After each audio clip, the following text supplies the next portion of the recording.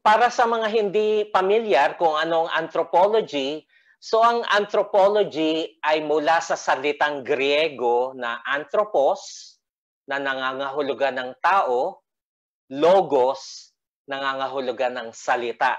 Pero kadalasan sa Ingles, yung suffix na logi, ibig sabihin pag-aaral tungkol sa isang bagay. So ang isang anthropologist tulad ko ay pinag-aaralan ang tao. Pero ang tao malawak, ano? Pinag-aaralan namin ang tao bilang isang biological na nilalang, pinag-aaralan din namin ang tao bilang isang cultural na nilalang.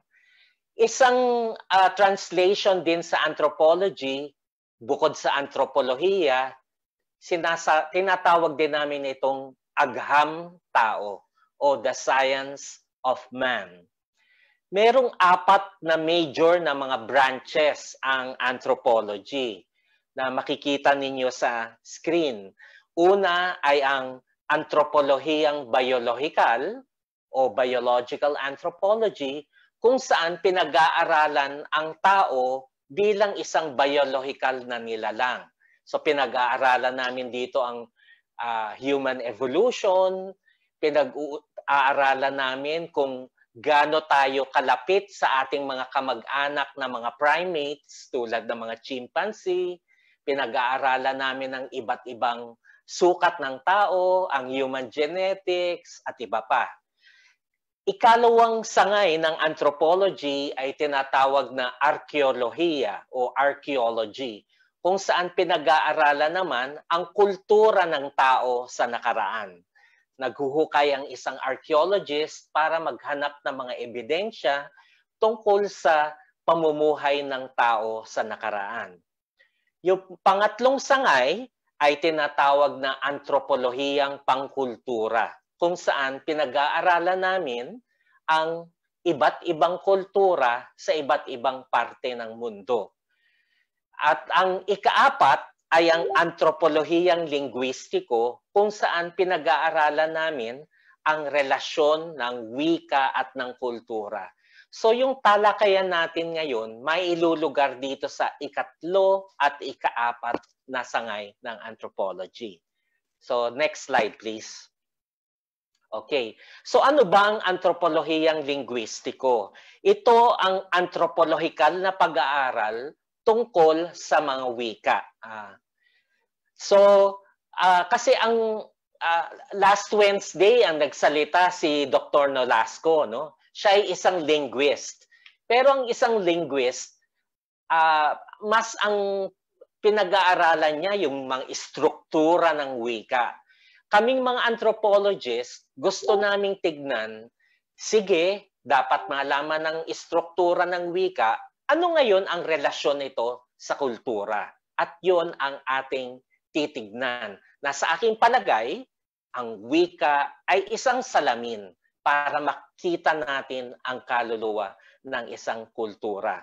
Isa pang definisyon ng antropolohiyang linguistiko, ito ay ang descriptive, mapaghambing at historikong pag-aaral tungkol sa wika at sa mga pagkakapareho at pagkakaiba ng mga wika ayon sa panahon, lugar at lipunan. So comparative siya. So pinag-aaralan ng linguistic anthropologist ang iba't ibang wika, hindi lang sa Pilipinas kundi pati rin sa mga ibang bansa, anong pagkakapareho nito, anong pagkakaiba nito. Nung unang panahon ba ganito rin o nagbago ito through time? At ano ang implikasyon nito sa mga lipunan? Okay. So, next slide. Punta naman tayo sa kultura. So, alam na natin anong antropolohiya. Ang antropolohiya, ang pangunahing interest ay ang konsepto ng kultura. Bakit?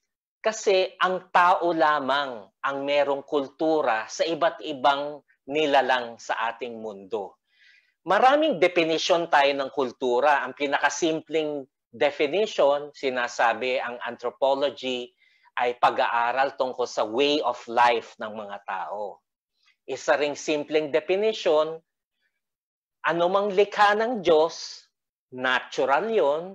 Anumang likha ng tao, cultural yon. Ngayon, ang pinakamatandang definition ng kultura ay nanggaling kay Sir Edward Burnett Tylor sa kanyang libro noong 1871 na pinamagatang Primitive Culture. Sabi ni Tylor, ang kultura ay tumutukoy sa masalimuot na kabuuan na kinabibilangan ng mga kaalaman, paniniwala, sining, batas, moralidad, at iba pang mga kakayahan at gawin ng tao na nakuha niya bilang miyembro ng lipunan. So tignan natin ang mga keywords dito. Tao. Kasi tao lang ang may kultura. Sa aming paniniwala, ang mga hayop walang kultura. Pag sinabi nating halimbawang bird culture, ito ay kung papaano ang mga tao nag-aalaga ng ibon. Fish culture, kung papaano ang mga tao nag-aalaga ng isda. Tao lamang ang merong kultura. Pero hindi lang tao, kundi tao bilang miyembro ng lipunan. Kasi kami mga anthropologists, ang tinitignan namin, ano ba ang shared sa isang individual na tao sa iba pang mga tao. Halimbawa, kung pinag-aaralan natin ang kulturang Pilipino, mula apare hanggang hulo, ano ba ang common na katangian ng mga Pilipino? Yan ang aming tinutuklas. Kung ang hinahanap naman natin, ano bang common sa mga Asyano, yan din ang aming inaalam. So, dapat malaking grupo o maraming bilang ng tao ang tinitignan. Pag tinawag nating lipunan, laging may territorial na boundary ang isang lipunan. So halimbawa, lipunang Pilipino, ang hangganan nito, yung kapuluan ng Pilipinas. Bagamat may mga nanggaling sa Pilipinas na lumabas, pero nanggaling pa rin sila sa kapuluang ito. Ang isa ring keyword, nakuha. So ang kultura hindi likas. Hindi tayo pinapanganak na meron ng kultura, kundi natututunan natin ito mula sa ating mga magulang, mula sa ating mga kaibigan, mula sa eskwelahan, mula sa gobyerno, mula sa mass media, at namomolde tayo sa isang klase ng paniniwala. Ano? Kung ano yung bumubuo sa kultura, napakarami. Isa siyang kabuuan. Andiyan nga ang kaalaman, paniniwala, at iba pa at iba pa. Ano? So, kaming mga anthropologists, medyo masaklaw pag tinawag naming kultura.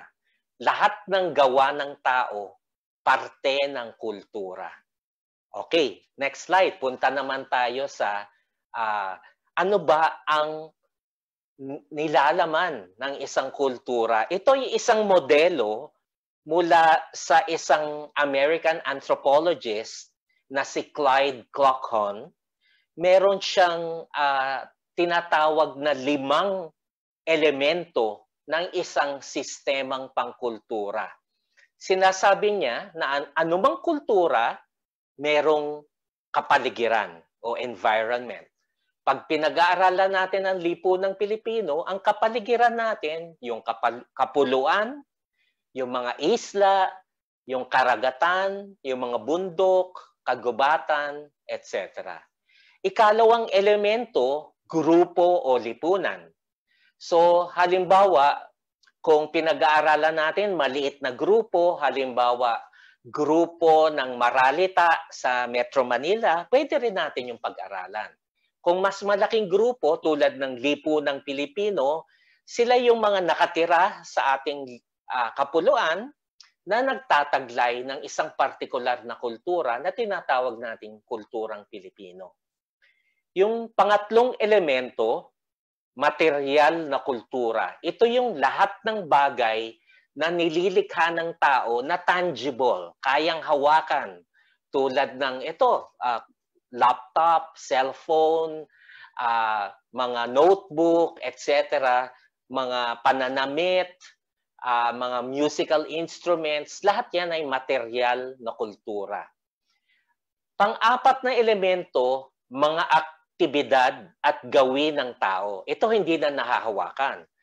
Ano ba yung aktibidad niya pag siya ay kakain, pagpapasok sa eskwela, pag magsisimba, at ano yung kanyang mga gawi? Halimbawa, pagkagising, ano ba ang una niyang ginagawa? Nagsisipilyo ba siya muna o naliligo o kakain muna? Ito, inaalam namin. Yung panghuling elemento, yung tradisyong pangkultura. Ang tradisyong pangkultura, ito rin yung aktibidad at gawin ng tao, pero paulit-ulit na nangyayari sa iba't ibang henerasyon. Kasi ang mga aktibidad at gawi, pwedeng sa panahon lamang ngayon. Pero pag sinabi nating tradisyon, ginagawa ito ng ating mga ninuno at pinagpapatuloy natin hanggang sa ngayon. Tulad ng mga pagpipiesta, tulad ng paggalang sa matatanda, tulad ng mga pagdiriwang ng Kapaskuhan. Ito yung mga tradisyong Pilipino. Ngayon, kung titignan natin yung modelo ni Cloghon, teka, nasaan dyan ang wika? Bakit parang wala? Lumilitaw kasi na ang 5 elemento na ito, lahat ay masasalamin natin sa pamamagitan ng wika. Baliwala ang konsepto ng kapaligiran kung wala tayong katawagang bundok, isla, gubat. Baliwala ang lipunan kung wala tayong katawagang Katagalugan o mga Pilipino o Asyano. So lahat yan merong ekspresyon sa larangan ng wika. So tignan natin ang slide tungkol sa wika. Ito yung 4 na konsepto na gusto ko munang malinawan natin. Ano bang pagkakaiba ng wika sa komunikasyon? Papaliwanag ko yan sa mga susunod na slide. Ano bang kaibahan ng wika sa dialekto? Ipapaliwanag ko rin yan.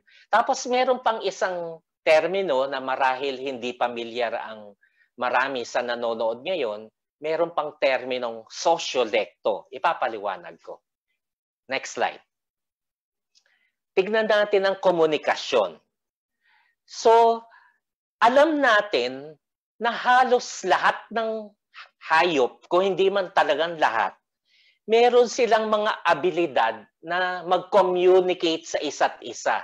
Halimbawa, sinasabi yung mga dolphin, ito yung kaibigan ni spokesman Roque, mga dolphin. Nagko-communicate daw yan sa isa't isa at napaka-husay nila na mag-communicate. Pero, tao lamang ang merong wika. Ang communication ng mga hayop, hindi natin matatawag na wika o lengguwahe. Kasi mas komplikado ang paraan ng communication ng mga mammal, mas komplikado pang dihamak ang communication ng mga tao. Kasi halimbawa, eto may pag-aaral sa mga chongo, yung tinatawag na vervet monkeys. Sila, merong mga senyales na kapag merong panganib, meron silang ingay na nililikha at lahat ng iba pang vervet monkey magtatakbuhan kasi alam nilang may panganib. So isang paraan yun ng komunikasyon. Pero hindi natin yung matatawag na wika kasi ang vervet monkey hindi kayang sabihin, mag-ingat kayo, dito sa eksaktong lugar na ito, inatake ng isang tigre ang lolo kong monkey noong 3 taon nakaraan. Hindi yung kayang gawin ng mga hayop. Kaya lang nilang mag-communicate batay sa kasalukuyan nilang karanasan, pero hindi nila kayang magpasa ng impormasyon. Ang tao, kayang magpasa ng impormasyon kahit na sa mga bagay na hindi natin naranasan. Halimbawa, pwede tayong magkwentuhan tungkol sa nangyari nung panahon ng Rebolusyong 1896 kahit hindi naman tayo nabubuhay noon. Dito napapasok maya-maya ang kahalagahan ng panulat. Kasi ang panulat, ito ang nagsasadokumento ng mga pangyayari. Bandang dulo, talakayin natin ang panulat. So, yun ang communication. Ang wika, next slide. Ang wika ay isang mas komplikadong paraan ng communication. Sa pagkakaalam natin, tao lamang ang pangunahing gumagamit ng wika para sa komunikasyon.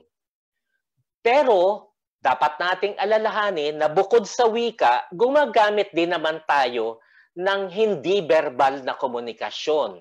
Tulad ng mga muestra, yung mga kilos. Pag nagsasalita ako, ginaganyan ko ang aking katawan o tinataas ko ang aking kilay o kaya kumikindat ako. Ito ay parte pa rin ng ating komunikasyon. Next slide. Ang wika ay binubuo ng arbitraryong mga senyas at simbolo para sa komunikasyon. Bakit arbitraryo? Una, ipaliwanag natin ang senyas o signs. Kasi ang alam ng marami, pag sinabi nating sign, baka sign language. Hindi, ang ating salita mismo ay mga senyas. Ang senyas kasi ay nagpapakita ng relasyon sa salita o kaya sa sulat sa isang bagay na makikita sa kalikasan o kaya madarama. Halimbawa, pag sinabi nating aso, yung terminong aso para sa mga linguists ay isang senyas para i-demonstrate ang isang tunay na aso na matatagpuan natin sa kalikasan. Pag sinulat ko halimbawa sa blackboard yung A, S, O, o kaya sa baybayin, dalawang pantig lang yun, A at saka so, hindi ko naman masasabi doon sa nakasulat na yon, sige nga, tumahol ka. Kasi hindi naman siya tunay na aso. Siya ay senyas lamang ng isang phenomenon. So, kaya tinatawag siyang senyas. Pag simbolo naman, mas komplikadong senyas. Kasi sa mga miyembro ng isang partikular na wika, sila lamang ang nagkakaintindihan kung ano ang kahulugan ng isang bagay. Pag sinabi nating para kang isang aso, o lalo na para kang isang tuta, tuta ka ng China, hindi naman ibig sabihin tunay na tuta, kundi parang sunod-sunuran. So yun ay simbolo, senya, simbolo. Bakit arbitraryo? Kasi mapapansin natin sa iba't ibang wika, yung ibang mga tagapagsalita, tinawag nila yung aso. Sa mga nagsasalita ng Ingles, tinawag nila yung na dog. Sa nagsasalita ng Espanyol, tinawag nila yung perro. Sa nagsasalita ng Hapon, tinawag nila na inu. So, kanya-kanyang katawagan. Arbitraryo nila na didesisyonan. Nagkasundo sila, ito ang gamitin nating senyas para sa bagay na yan. Next slide. Ngayon, tatlo ang klase ng wika. Ang wika, kadalasan ay sinasalita. Pero meron ding wikang nakasulat at meron ding wikang visual o sign language. Karamihan ng mga wika sa mundo, wikang sinasalita lamang. At unfortunately, wala silang sistema ng panulat. Ang kanilang literatura ay oral lamang, sinasalita. Pag sinabi mong, ano bang spelling niyan? Marami, lalo na sa hanay ng mga katutubo, hindi nila alam isulat. So, makikita natin doon sa larawan doon, yung mga nag-uusap, nagchichismisan, yun ay wikang sinasalita. Pero merong mga lipunan na naimbento nila ang panulat. At yung larawan sa katabi, sa kaliwa, ng mga nag-uusap-usap, ito ang alam nating unang-unang klase ng panulat sa mundo. Ito ang tinatawag na cuneiform. Ito ang panulat ng mga Sumerian sa ngayong modernong Iraq at Syria. Kung saan gumagamit sila ng clay, inuukit nila yung clay, at later iniluluto yan. At doon sa mga ukit na yan, nababasa nila ang mga mensahe. Yung pangatlong klase, merong kasing mga tao sa mundo na hindi kayang makarinig, kaya't kahit may magsalita, hindi nila naririnig. Kaya gumagamit sila ng sign language. Ito yung mga tipo ng mga bingi o deaf. At yung iba naman, bagamat mas maliit na bilang ito, hindi talaga kayang makapagsalita, kaya't gumagamit sila ng sign language din. Ano? Sabihin natin, teka, ang liit lang na bilang yan ng mga tao. Hindi, kasi marami dating nakakapagsalita, dating nakakarinig, pero nung tumanda na sila, naging bingi sila, so kinakailangan na rin nilang mag-sign language. Tapos kaming mga anthropologists, pinapalagay namin na marahil bago nagkaroon ng Homo sapiens, ang Homo sapiens ay modernong tao, mas matanda pa sa Homo sapiens na hindi talaga kayang magsalita ng tulad natin dahil iba ang istruktura ng kanilang lalamunan, marahil gumagamit sila ng mga senyas. Kung kaya't itong tatlong klase ng wikang ito, pinag-aaralan din namin. Alam ko, ang mga miyembro ng Baybayin Buhayin, ang interest nila ay yung wikang nakasulat. Pero mas magandang unawain natin yung kabuuan at ano ang relasyon nito sa kultura bago tayo humantong sa panulat. Next slide, please. Yung pangatlong konsepto, dialekto. Marami kasing Pilipino nako-confuse dito. Pag sinabi nating dialekto, kumpara sa wika o lengguwahe, ito yung pagkakaiba-iba ng pagsasalita ng mga tao sa loob ng iisang wika. Kadalasan dahil sa pagkakahiwalay ng mga iba't ibang lugar. Halimbawa, isang wika ang wikang Tagalog. Pero alam natin, iba ang Tagalog na sinasalita sa Batangas, meron silang alae, ganyan. Iba ang wikang Tagalog na sinasalita sa Bulacan, ibang wikang Tagalog na sinasalita sa Tayabas. At wikang Tagalog na sinasalita sa Maynila. Ito ay iba't ibang dialekto ng Tagalog. So, iisa yung wika, Tagalog, merong iba't ibang dialekto. Ganon din ang Ilocano, halimbawa. So, kung may mga tagapakinig tayong o nanonood na Ilocano, iba ang Ilocano ay isang wika, iba ang pagbibigkas ng Ilocanong Tagalawag kesa sa Ilocanong Taga-Baguio, kesa Ilocanong Taga-Kabakan sa Cotabato, sa Mindanao, o Ilocano sa Hawaii. May iba't ibang punto yan. Lahat sila nagkakaintindihan kasi iisa yung wika, pero merong konting pagkakaiba.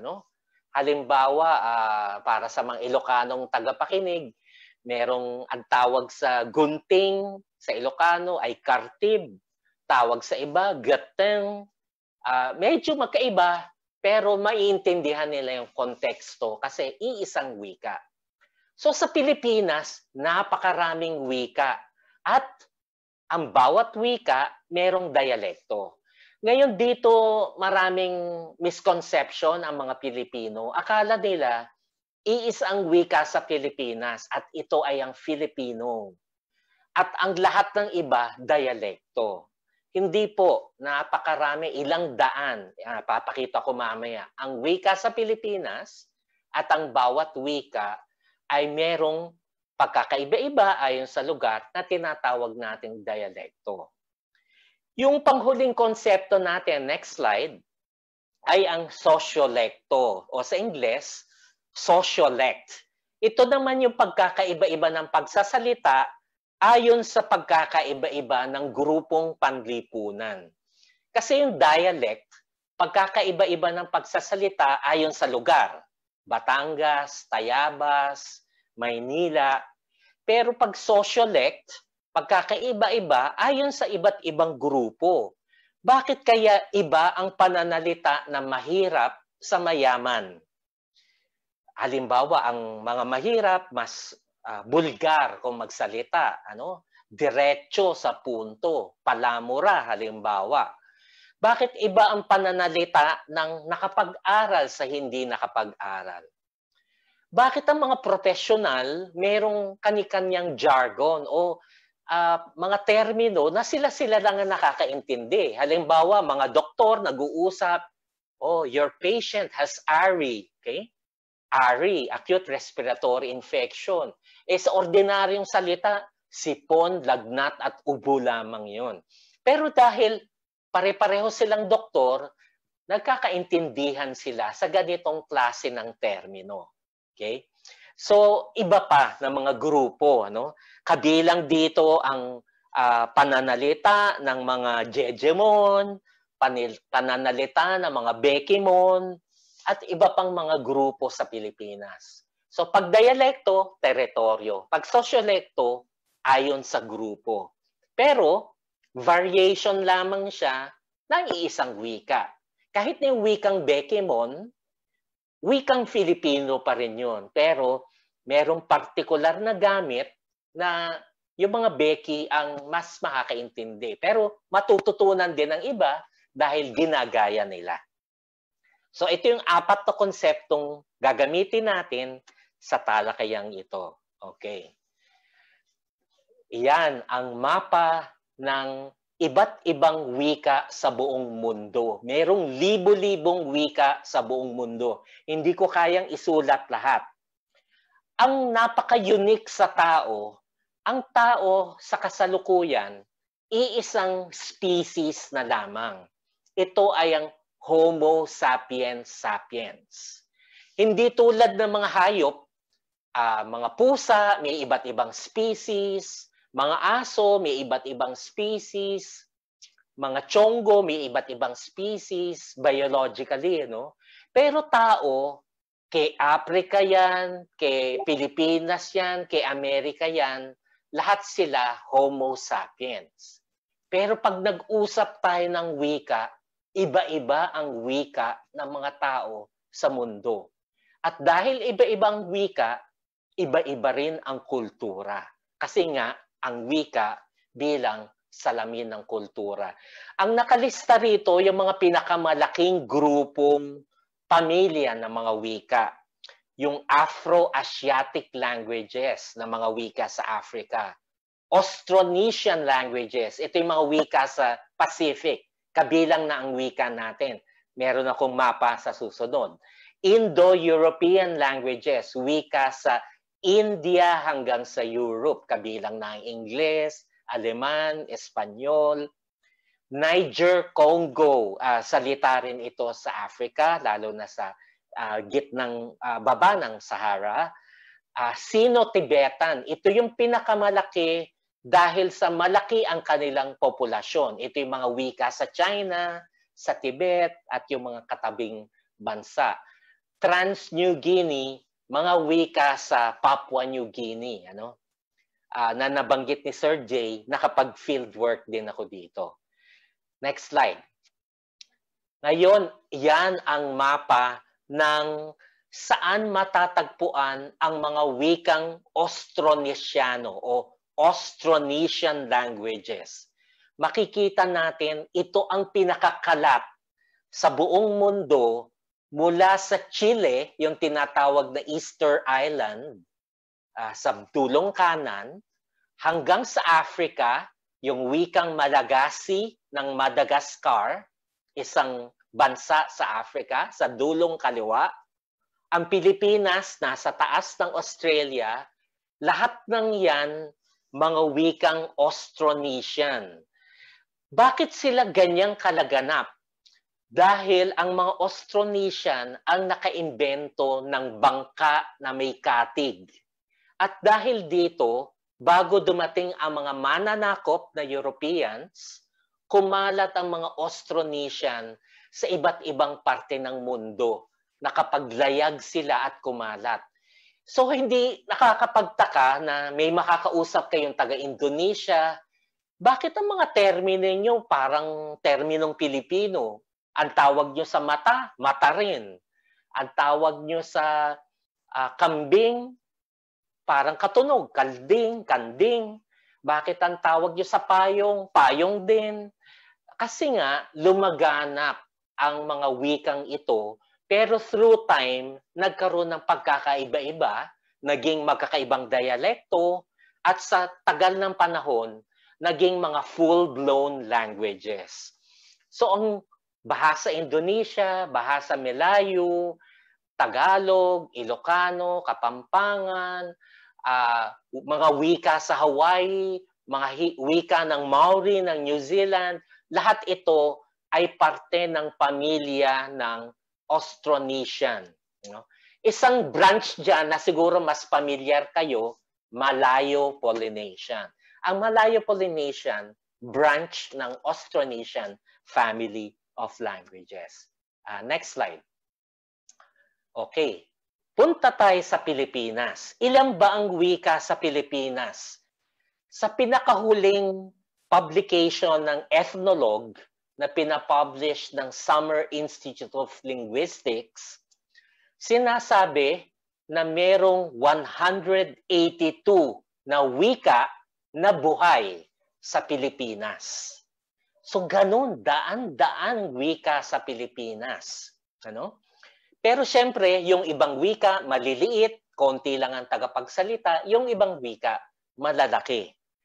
Bukod dito sa 182 languages, merong 4 na alam tayong wika na namatay na. Ibig sabihin, wala nang nagsasalita. Ito ang Dikamay Agta. Dati itong mga ita sa Jones, Isabela. Pero sa ngayon, wala na sila. Sinasabing nung 1960s, naubos na ang mga nagsasalita ng Dikamay. Masakit tong karanasan, sinasabing pinatay sila ng mga Ilocano sa lugar na yon. Isa ring wika na extinct na ay ang Katabaga.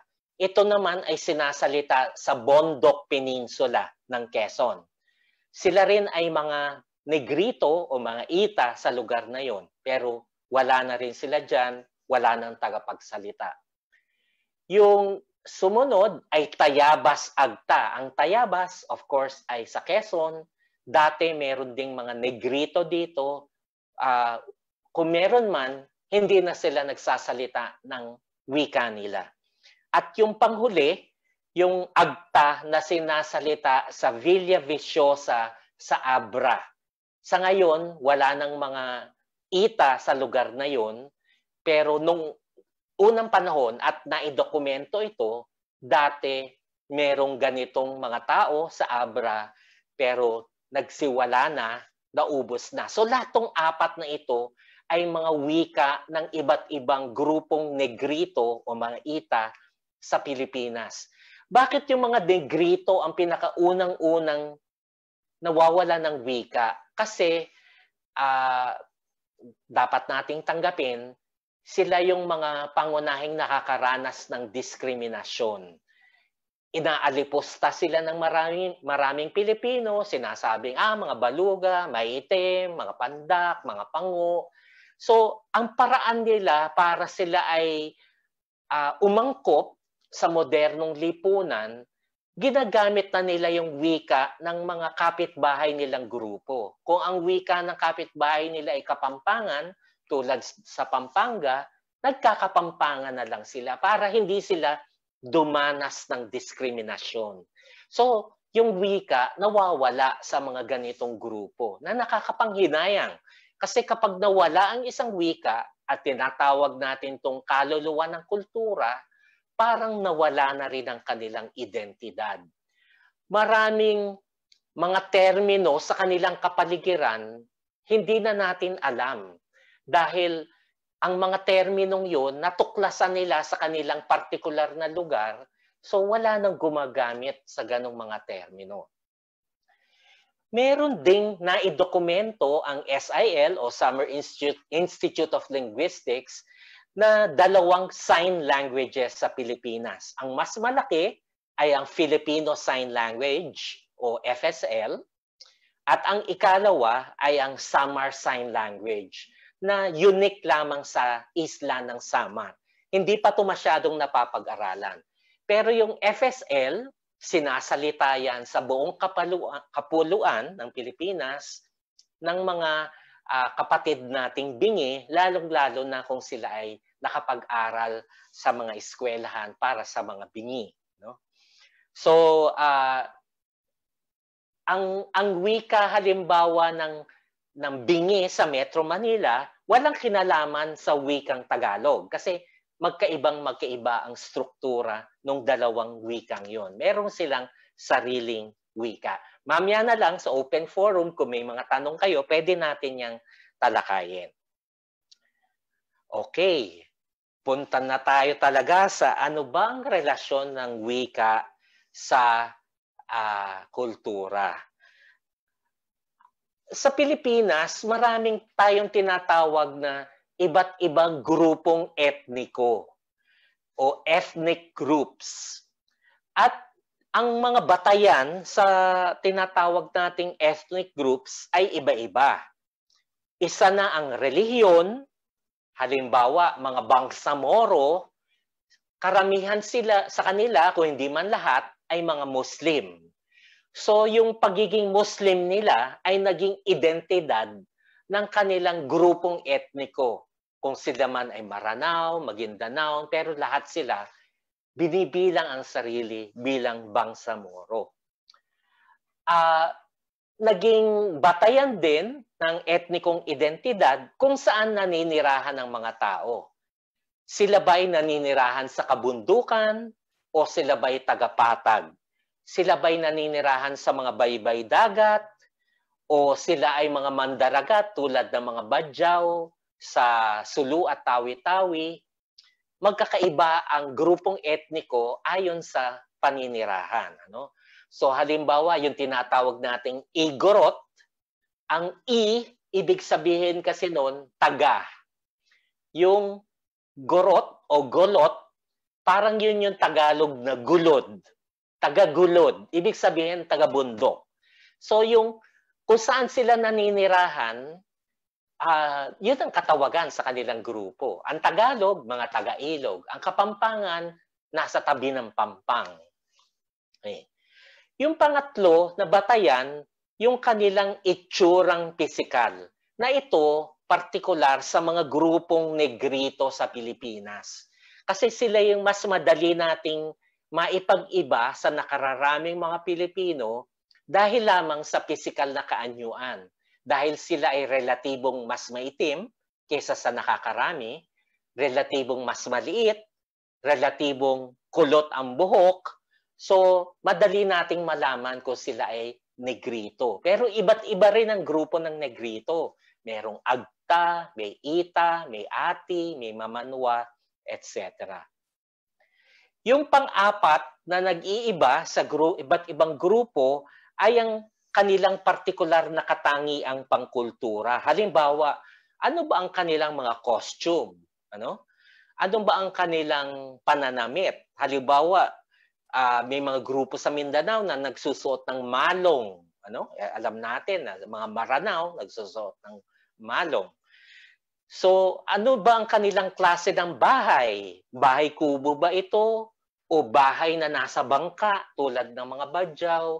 Bahay na nasa puno tulad ng mga Kutney ng Palawan? Ano ba ang kanilang mga kagamitan? Halimbawa, instrumento sa musika o kaya sangkap na mga sandata. May iba't ibang katangian na nagpapakita sa kanilang identidad. So, ano rin ang kanilang mga ugali, paniniwala, tradisyon. Pero, ang pinaka-importante sa lahat ng batayang ito ay ang kanilang wika. Kung kaya't ginawa kong bold yung terminong wika. Kasi sa Pilipinas, ang mga ethnic groups, tinatawag din natin na ethno-linguistic groups. Ang partikular na grupo ay tinatawag natin bilang kakaibang grupo dahil meron silang sariling wika. Sa katunayan, wala naman talagang translation sa Filipino ng ethnic. Hindi mo naman tinatanong sa isang tao, uy, ano nga bang ethnic group pa? Ethnic group ka. Ang tinatanong natin, taga saan kang probinsya, anong salita nyo ron? So yung wika ay nagiging palatandaan ng pagiging iyong identidad. So next slide. Ito ang 8 pinakamalaking grupong etniko sa Pilipinas. Batay sa 2010 census. Ang pinakamalaki ay mga Tagalog na mahigit 28% ng population. Ang pangalawang pinakamalaki sa usapin ng populasyon ay ang mga Cebuano. Ang pangatlo, pero hindi nalalayo, 28, 23. Ang ikatlo, medyo mas malayo na kaysa sa dalawa, ang mga Ilocano na 9%. Ang pang-apat na pinakamalaki ay Hiligaynon. Siguro yung iba hindi alam kung anong Hiligaynon, yung tinatawag ng iba rin na Ilonggo, na mahigit 7.5%.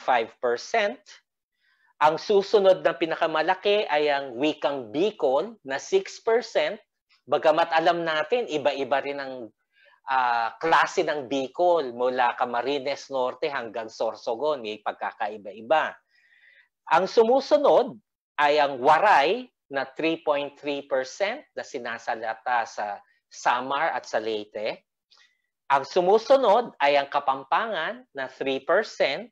At ang ikawalo ay Pangasinan na less than 2%. So yung ipag-a-add natin ang lahat ng yan, Tagalog hanggang Pangasinan, bumubuo lamang ng mahigit 80% ng ating populasyon. So sila yung majority ng mga Pilipino. Yung less than 20%, yung mahigit 100 wika. Ibig sabihin, mas maliit sila, less than 1%. Pero maraming mga wika yon. Pero pansinin natin yung mapa ng Pilipinas sa kanan. Hindi kasi nagtutugma yung listahan na 8, saka yung mga kulay, yung legend sa mga kulay. Kasi merong mga grupo tulad ng Kapampangan, hindi natin makikita sa mapa kasi nakakonsentrate sila sa Pampanga at Tarlac at parte ng Pangasinan, kaya masyadong maliit ang teritoryo, pero malaki naman ang populasyon. Meron namang mga grupo tulad ng wikang Tausug na kulay dilaw dyan sa mapa, maliit ang kanilang populasyon, pero malaki ang teritoryong saklaw. Okay? So, pansinan natin, 8 grupo bumubuo sa mayorya ng mga Pilipino at meron itong implikasyon sa tinatawag nating kulturang Pilipino. Ito yung susunod na slide. Okay. Ano ba ang common na katangian ng 8 grupong ito? Lahat sila matatagpuan sa mga kapatagan ng Pilipinas. Lowland Filipino sila.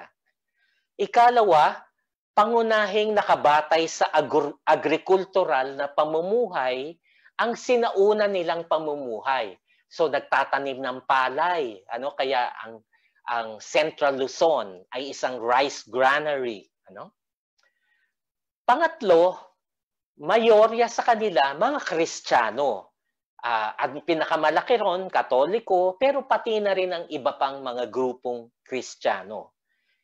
Pang-apat na common na katangian nitong 8, lahat sila nasakop ng mga dayuhan, una na ang mga Kastila, sumunod ang mga Amerikano, pansamantala nasakop din ng mga Hapon, kung kaya't marami silang hiniram na kultura ng mga dayuhan. Samantalang yung mga grupo na hindi nasakop, marami sa kanilang katutubong kultura na preserba nila. At dito nagkaroon ng konting pagkakaiba. So next slide. Kung kaya't ang tinatawag nating quote-unquote kulturang Pilipino ay itinakda ng 8 malalaking grupo na ito, pati na yung iba pang mga grupo na pang-9, pang-10 na meron ding katulad na katangian. No? Halimbawa, dahil sila, yung 8 grupo ay mga Kristiyano, kadalasan sinasabi natin, the Philippines is the only Christian country in Asia. Na hindi naman eksaktong totoo. Kasi ang East Timor, na parte rin ng ASEAN, ay katolikong bansa rin. Sa India, napakaraming mga Kristiyano rin. So mapanlin lang yung ganong termino na ang pag-Pilipino, Kristiyano. Ikalawa, pag sinabi nating the Philippines is the only Christian country in Asia, anong ibig sabihin sa mga kapatid nating Muslim? Hindi sila Pilipino? Hindi yun totoo. Kaya't medyo mag-ingat tayo sa mga ganitong kasabihan. Ano? Pero dahil yung mayorya, Kristiyano, parang ipinipilit nila yung kanilang paniniwala. Ano? Yung ikalawa, yung pambansang wika natin na tinatawag nating Filipino, alam naman natin na pangunahing nakabatay sa Tagalog. Bagamat sinasabi ng konstitusyon natin ng 1986 na ang Filipino manggagaling sa iba't ibang wika ng Pilipinas, sa totoo, hindi pa rin siya ganap na nangyayari. Oo, humihiram tayo paisa, dalawa na mga termino mula sa iba't ibang wika, pero sa kalakhan, mga terminong Tagalog pa rin ang nakapananaig sa wikang Filipino. So kung kaya't ang pambansang wika natin ay itinakda ng pinakamalaking grupo. Ano? Unang-unang itinakda ang Tagalog bilang pambansang wika noong panahon ni Pangulong Quezon, noong Commonwealth ng Pilipinas. Pati ang mga Hapon ay sinabi Tagalog ang wika dahil una, malaki itong grupo. Ikalawa, nasa sentro to ng Kamaynilaan. Ikatlo, yung marami sa political elite natin tulad ni na Quezon, sila ay mga Tagalog. Pangatlo, ito yung mga iba't iba nating pambansang simbolo. Medyo napakinggan ko si Sir Jay na magtalakay dito, pero alam ko mayroong mga ibang nanonood ngayon. Marami tayong tinatawag ng mga pambansang simbolo. Yung iba, naging batas. Yung iba, hindi naman talaga batas. Nakagawian lang. Sinasabi natin, pambansang damit ay barong Tagalog. Ayan yung nakalarawan. Tagalog nga yan eh. So kung nakabahag ka, hindi ka ba Pilipino? Kung nakamalong ka, hindi ka ba Pilipino? So mag-ingat tayo sa ating mga ginagamit na simbolo. Ang pambansang hayop ay ang kalabaw, kasi ang kalabaw isang agrikultural na hayop. Pero papaano sa mga kapatid nating katutubo na hindi naman nagsasaka? Natandaan ko, dati nag-field work ako sa Palanan, Isabela. Ang mga katutubo ron, yung tinatawag nating mga agta, isang grupong negrito. Merong isang NGO nagdala ng mga kalabaw para turuan yung mga agta na magsaka. Anong ginawa ng mga agta? Kinatay nila ang mga kalabaw at nagfiesta. Hindi sila nagtrabaho hanggat hindi nila nauubos ang karne ng kalabaw. So dahil hindi naman sila lipunang magbubukid, para sa kanila, hindi ganun ka-importante ang kalabaw. Importante ang kalabaw sa mga lipunang agrikultural. Yung isa pang halimbawa, yung bahay kubo bilang pambansang bahay. Ito yata hindi naman nais sa batas, kundi ginagamit lamang sa mga poster na pinag-aaralan ng mga bata sa kanilang araling panlipunan. Totoo, ang mga grupong etniko, lalong-lalo na yung 8 grupong etniko na pinakamalalaki na nabanggit ko, ang kanilang typical na bahay sa kanayunan, yung bahay kubo. Pero papaano yung mga kapatid nating katutubo na hindi naman bahay kubo ang kanilang mga bahay. Halimbawa nga yung mga badyaw ng tawi-tawi, na naninirahan sa tinatawag na lepa o yung houseboat. Nasa dagat lang yun, ano? Dahil habang nangingisda sila, kung sila ay matutulog na sa gabi, itatali nila sa mga batuhan yung mga ganitong bangka. Doon din sila nagluluto sa loob ng bangka. So sila ba ay hindi Pilipino dahil sa hindi sila naninirahan sa bahay kubo? Ano? Sa aking palagay, wala namang masama na gumamit tayo ng mga pambansang simbolo. Ang importante lamang, maging sensitibo tayo sa simbolong pipiliin ba natin. Mayroon bang mga grupo na hindi marerepresenta dahil sa pinili nating mga simbolo? Ano? Hindi ko alam ang sagot sa ngayon yan, ano? Pero pag-isipan natin yon. Ang sinasabi ko lang, maraming wika sa Pilipinas, maraming kultura sa Pilipinas, at irespeto natin ang pagkakaroon ng iba't ibang wika at iba't ibang kultura. Next slide. Okay. So ano yung mga iba pang grupo na etnolinguistiko? Ano? Ilan lang ito na kinulumpon ko. No? Hindi ang bawat sulat dyan isang grupo, kundi grupo yan ng maraming grupong etnolinguistiko. Tulad nga ng mga Bangsamoro, andyan ang mga Maranao, Maguindanaon, Yakan, Tausug, Badyaw, Molbog, Jamamapun. So ito ay iba't ibang grupong Muslim sa timog na bahagi ng Pilipinas. Ang bangsa, ibig sabihin, nasyon, kasi sa kanilang palagay, kami ay isang nasyon bago pa man nagkaroon ng Pilipinas. At yung Moro, ito yung katawagan sa kanila ng mga Kastila nung dumating ang mga Kastila. Yung mga grupong lumad na madalas nababalita rin natin, mga lumad schools, ito yung mga grupong hindi Muslim sa Mindanao, tulad ng mga Tiboli, mga Blaan, Subanan,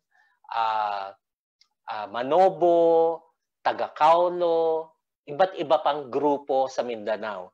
Yung larawan sa bandang ibabaw kaliwa, yan ay grupo ng mga Blaan. Makikita natin makulay ang kanilang pananamit. Yun namang grupo sa bandang kanan baba, ay grupo ng mga Maranao, ano, na nakasuot nga ng malong. Ano. Ikatlong kulumpon ay ang mga mamamayan ng Cordillera. Ano.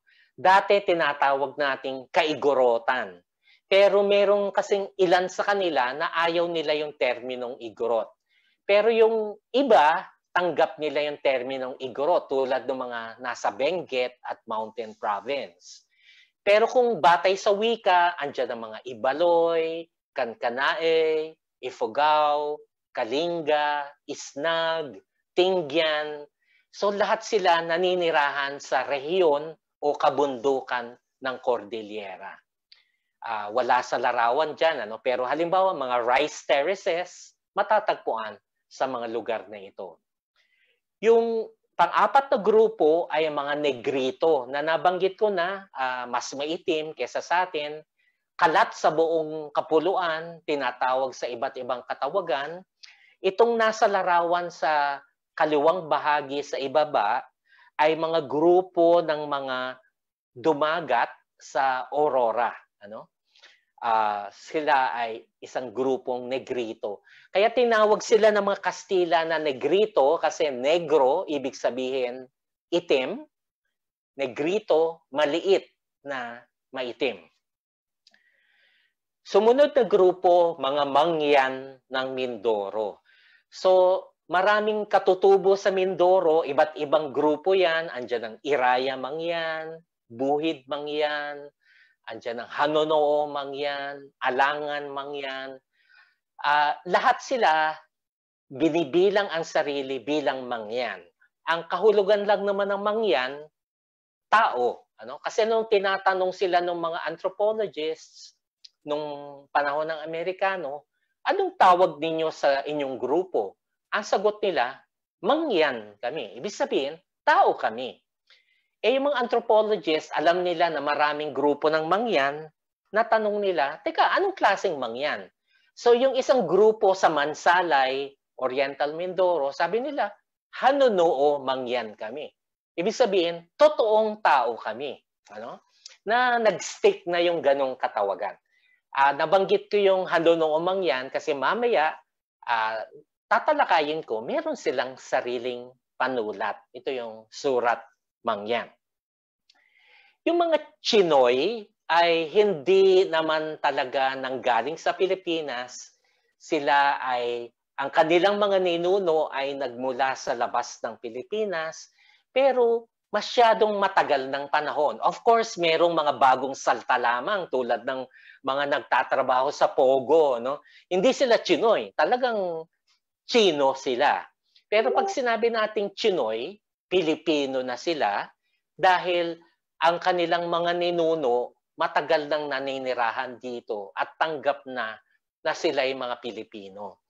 Sa katunayan, marami sa aking mga estudyanteng Chinoy, ang wika na nila sa bahay, halimbawa sila ay taga Metro Manila, Tagalog na rin ang gamit nila. Ginagamit lang nila yung Hokkien pagkausap nila ang kanilang mga magulang.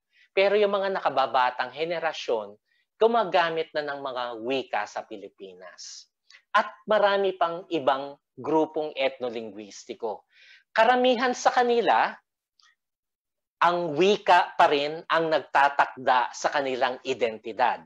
Maliban na lamang, una, yung Bangsamoro, totoo, may iba't ibang wika sila tulad ng Maranao, Maguindanao, pero ang nagbubuklod sa kanila, komun na relihiyon na Islam. Isa pang exception, yung mga grupong Negrito, kasi marami sa kanila, nabura na ang kanilang katutubong wika at ginagamit na nila ang wika ng kanilang kapitbahay na mga grupo. So yung mga ilang grupo ng mga Ita sa Pampanga, Kapampangan na ang ginagamit. Yung ibang grupo ng mga Ita sa Zambales, Sambal na ang ginagamit.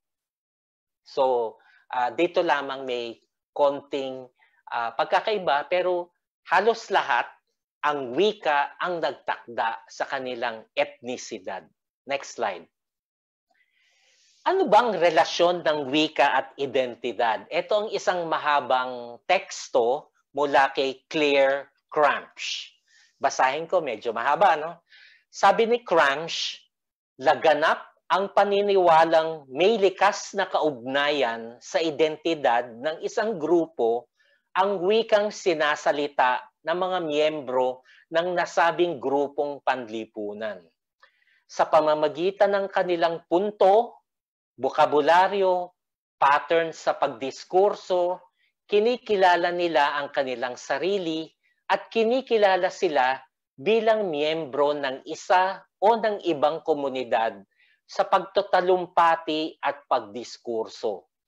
Nakakakuha sila ng personal na lakas at pagmamalaki mula sa pagiging kasapi ng grupong ito, pati na rin ang pagkakaroon ng pagpapahalagang panlipunan at pangkasaysayang pagpapatuloy dahil sa paggamit sa wikang katulad ng ginagamit ng grupong kanilang kinabibilangan.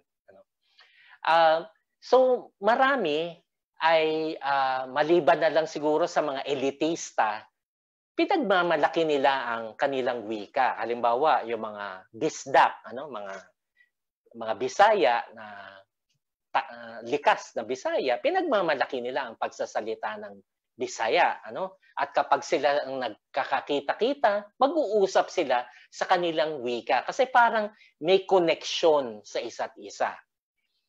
Pero kahit na yung mga Pilipinong Inglesero at Inglesera, pagdating nila sa abroad, may marinig sila na magsalita na Tagalog. Ay, naku, kabayan, ganyan. Yun ang paraan nila na kumonekta sa kapwa Pilipino. So, ito ang relasyon ng wika at identidad. Next slide. Tignan natin ang ilang ehemplo. Ano? Ito, nakuha ko mismo to sa aking obserbasyon. Ano? Kasi isa sa mga pinag-aralan ko yung mga bingi, ano? Yung kanilang sign language. So yung pang-apat doon, ang gumagamit ng sign language sa Pilipinas, ang tingin niyang identidad niya ay siya ay bingi. Ano? Kasi dati noon, para sa mga medyo kahenerasyon ko, sa Luneta noon, dating may cafeteria ng mga bingi. Ano? Ang mga mga waiter, mga deaf sila. Tapos may dalawang deaf o bingi nag-uusap sa isa't isa. Nagsa-sign language sila. Dahil marunong mag-sign language, naiintindihan ko. No? Tinanong nung isa, ikaw ba, syempre walang salita, pero sinasalita ko ngayon. Sabi, ikaw ba Tagalog? Sabi nung isa, hindi. Ano? Kasi para sa kanya, ang nagsasalita ng Tagalog, isang Tagalog. Ano? At ang nagsasalita ng Hiligaynon, isang Ilonggo. Ang nagsasalita ng Ingles, isang Amerikano para sa kanya. Ang sagot ng deaf, sabi, ano ka? Sabi niya, ako, bingi. Kasi gumagamit siya ng sign language. Ang identidad niya, ako ay isang binging Pilipino. Hindi ako Tagalog, hindi ako Ilocano, hindi ako Kapampangan, ako'y bingi. So ang wika niya ang naging identidad. Okay? So, ewan ko, kayo, anong mga wika ninyo na alam? Sa klase ko sa UP, kadalasan isa to sa mga tinatanong ko sa mga estudyante ko. Ano ba ang una, mother tongue ninyo o salitang ginagamit nyo sa bahay o nung lumalaki kayo? Ano pa ang ibang wika ninyong nalalaman? Medyo dehado nga ang mga Tagalog kasi maraming Tagalog, ang alam lang Tagalog at Ingles. Pero maraming mga Pilipino, 3 wika o mahigit pang alam. So maaring siya ay marunong ng Ingles, Tagalog at Ilocano. O kaya marunong siya ng Ingles, Tagalog, Bisaya at saka Manobo. So maraming mga Pilipino, maraming wikang nalalaman. Pero isa lamang doon ang tinuturing niyang identidad. Kadalasan, kung ano yung wikang kanyang kinagisnan o kaya ang wika ng kanyang mga magulang. Next slide.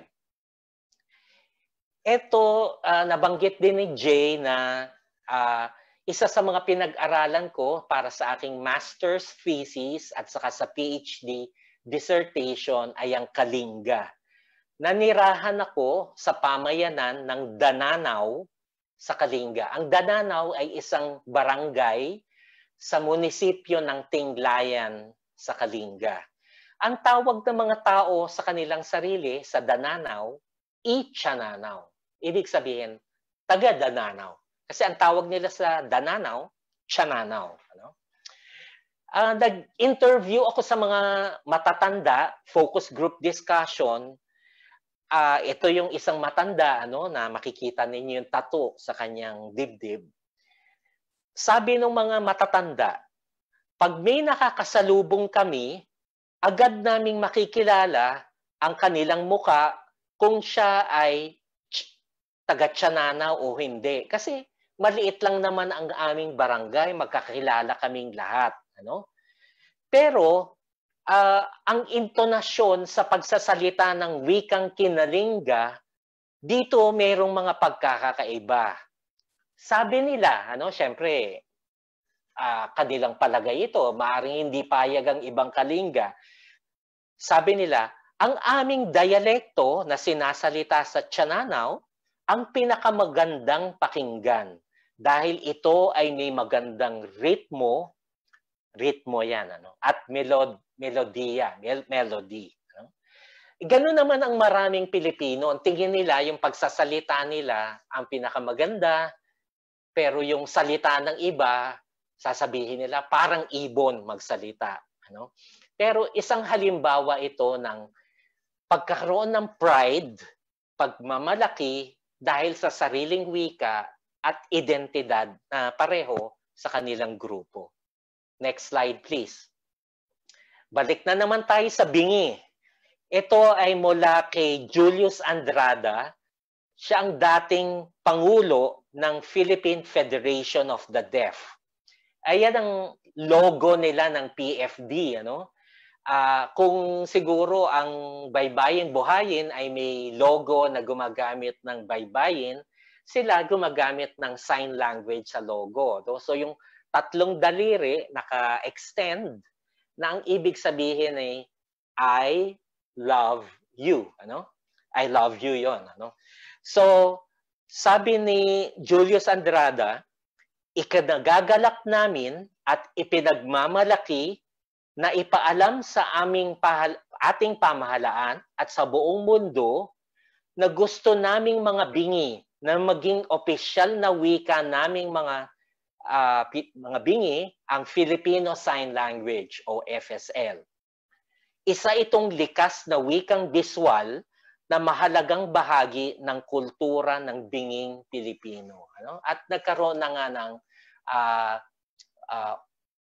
bill sa Kongreso para kilalanin ang FSL bilang pambansang wika ng mga binging Pilipino.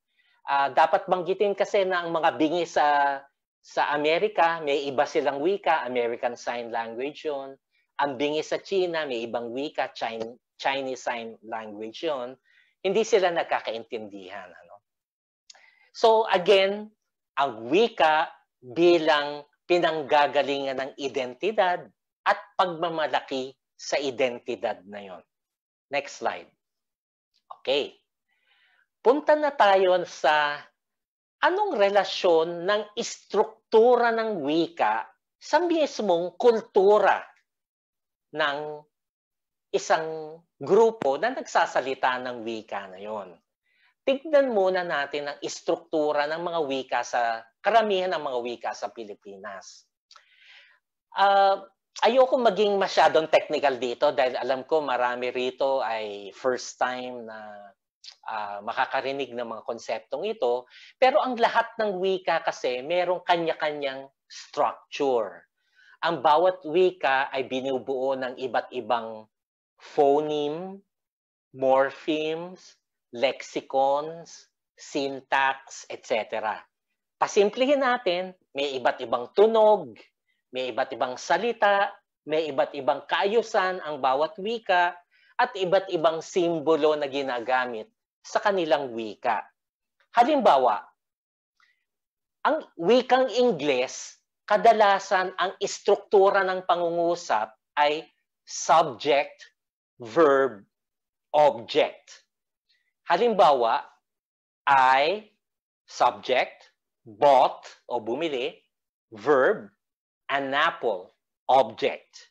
So, ganun ang kanilang sentence structure, SVO. Pero ang Tagalog, gamitin kong ehemplo ang Tagalog kasi hindi ko alam yung iba pang wika sa Pilipinas. Ang Tagalog, ang likas na istruktura, verb, subject, object. Nauuna yung action. So, hindi I bought an apple, kundi bumili, verb, ako, subject, ng mansanas. So, VSO ang structure. Nakaiba sa Ingles. Sabihin ninyo, hindi naman iba sa Tagalog pwede ring ako ay bumili ng mansanas, therefore, subject, verb, object yon. Totoo, pero walang nagsasalita ng ganon sa tunay na buhay. Sa tunay na buhay, ang nagsasalita ng wikang Tagalog, laging nauuna ang verb. Halimbawa, lalabas ako, kakain ako, pupunta ako sa tindahan. Wala kang maririnig na magsasalita na, ako ay kakain na, ako ay kakanta, ako ay tutungo sa tindahan. Yan ay nakikita lamang natin sa nakasulat na literatura. Pero ang normal na pagsasalita, laging nauuna ang verb. Okay? Anong implikasyon nito? Sa Pilipino, mas pinagpapahalagahan natin ang kilos kesa sa sino ang gumagawa. Sa katunayan, meron tayong mga pangungusap na hindi mo alam ano ang subject. Halimbawa, tignan mo nga anong nangyayari sa labas. Tapos ang sagot, umuulan po. Asan dun ang subject? Ang umuulan ay isang verb. So isa siyang kilos. Okay? So mas pinagpapahalagahan natin ang bagay na ito. Ito ngayon ang tanong. Kung iba ba ang istruktura ng isang wika, therefore, kakaiba ba siyang mag-isip kesa sa ibang wika? Yan ang tuklasin natin. Okay? Maganda nating pag-aralan. Okay? Maaring may iba kayong palagay, pero tignan natin. Next slide, please. Ano ba ang relasyon ng istruktura ng wika sa istruktura ng kultura? Okay? Sa wikang Tagalog muli, of course, maraming wika sa Pilipinas, meron din ganitong complex na sistema ng mga affixation, mga panlapi. Sa Tagalog, merong unlapi o prefix, gitlapi o infix, at hulapi o suffix. Yung unlapi, yung nilalagay natin bago ang isang verb. Gitlapi, nilalagay natin sa gitna. Hulapi, nilalagay natin sa huli. Halimbawa, walis, ginagawa nating walisin. Dinagdagan natin ng hulapi na in para yung walis na isang noun nagiging verb. Sa wikang Filipino, lahat ng noun kaya nating i-transform sa pagiging verb. Walis, walisin. Computer, mag-computer. Cellphone, mag-cellphone ka nga. Okay? Kaya nating gawing verb. Sa Ingles, hindi yan kaya. Halimbawa, ang Ingles ng walis ay broom. Pero hindi mo sinasabing broom the floor. Hindi. Sweep the floor. Kasi sa Ingles, iba ang noun, iba ang verb. Ano ngayon kung may ganitong klase ng mga panlapi sa Filipino? Next slide. Napakadali nating manghiram ng mga wikang dayuhan. Halimbawa na lang, yung salitang Ingles na text, kaya nating imanipula at magkaroon ng iba't ibang kahulugan sa Filipino. Ayon sa unlapi, gitlapi, hulapi. Ang text, pwede nating sabing i-text, tinext, textin, makitext, makikitext, nakikitext, pakitext nga, pinatext lang ako, ipapatext, nakitext, etc., etc. Kaya nating baguhin ang kahulugan ayon sa ganitong komplikadong sistema ng mga panlapi sa Pilipinas. So, computer, kinomputer. So, yung iba nagtataka, lalo na mga dayuhan, bakit ba ang dami-dami English na salita sa inyong wikang Filipino? O kaya mga Espanyol, sasabihin, bakit ang dami ninyong wikang Espanyol? Ba't hindi kayo, wala ba kayong sariling termino dyan? Ba't hindi kayo mag-invento ng sariling termino? Kasi napakadali nating humiram ng isang terminong dayuhan at imanipula yun para sa ating sariling pangangailangan. Ganon din ang ating kultura. Next slide. So ang kultura rin ng mga Pilipino, napakadali nating manghiram ng dayuhang kultura. At binabago natin ito. Halimbawa, alam natin ang jeepney, bagamat ito ay kilala sa mundo bilang likhang Pilipino, alam natin, hiniram lamang natin sa American na sasakyan na tinatawag na jeep. Binago natin, ginawa nating public utility vehicle. Pinahaba natin, kinulaya natin, at meron ng kultura ng jeepney. So, hiniram natin pero binago natin. Ganon din ang mga pagkain. Napakarami nating hiniram na pagkain mula sa China. Hiniram natin ng lumpia, pansit, siomai, siopaw, ano? Pero pagdating sa Pilipinas, binago pa rin natin. Meron akong isang estudyante na Chinoy, minsan siya yung pinadala ng kanyang pamilya na umattend sa isang family reunion sa Fujian sa China. So siya excited na excited. Naku, makakarating ako sa aming pinanggalingan ng aming mga ninuno. Sigurado ako masarap ang pagkain doon. Pagbalik niya dito, sabi niya sa akin, Sir, walang kwenta ang pagkain sa China. Masyadong mamantika. Masarap ang pagkain incheck sa Pilipinas. So, ibig sabihin, maging ang pagkain Chino, binago natin. Pag pumunta ka sa Shanghai, wala kang makikitang lumpiang Shanghai. Ang lumpiang Shanghai ay likhang Pilipino. Tinawag lamang natin na lumpiang Shanghai. Pag pumunta ka ng Canton, wala ring pansit Canton. Ano? So ito ay mga katawagang Pilipino sa mga dishes na hiniram natin pero binago natin.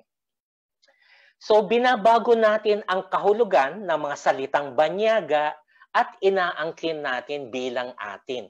Minsan nga, hihiramin natin yung salita pero babaguhin natin yung kahulugan. Halimbawa, hiniram natin sa Ingles yung salvage. Sa wikang Ingles, ang salvage, ibig sabihin, iligtas, i-save. Pero nung ginagamit natin sa Pilipinas, yung mga yan, yung mga addict, dapat bago na imbento yung tukhang, dapat i-salvage. Ibig sabihin, patayin. So nagbago yung meaning. Dating i-save, ngayon patayin. O kaya yung salitang traffic. Ang kahulugan ng traffic sa Ingles, ito yung malayang daloy ng mga bagay-bagay tulad ng daloy ng sasakyan. Pero pagdating sa Pilipinas, pag sinabi nating traffic, walang daloy.